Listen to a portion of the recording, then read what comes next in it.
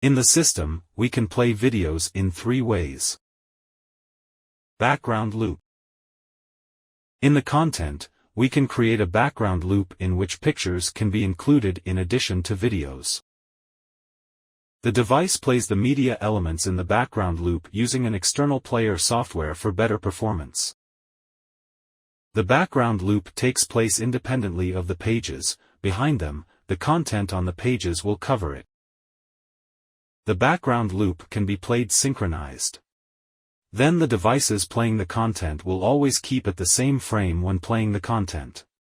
This function requires a local Screeenr HUB. The background loop can be edited by pressing the Edit Background Loop button in the Background Loop section of the Project tab. Page background video. In the content, you can set a page background video on every page.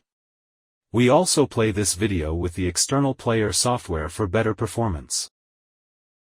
The page background video can be set on the Page tab in the Page Background Video section.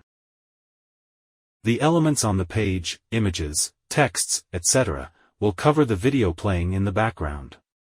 The page background video cannot be played in sync. Embedded video. If you want to play a video in the content that is not full screen, it is possible to use it as an embedded video. It is important that the device usually does not use hardware support when playing the video, which can ruin playback performance. It is worth converting the video to the usable size, otherwise the user experience may decrease. The embedded video cannot be played in sync.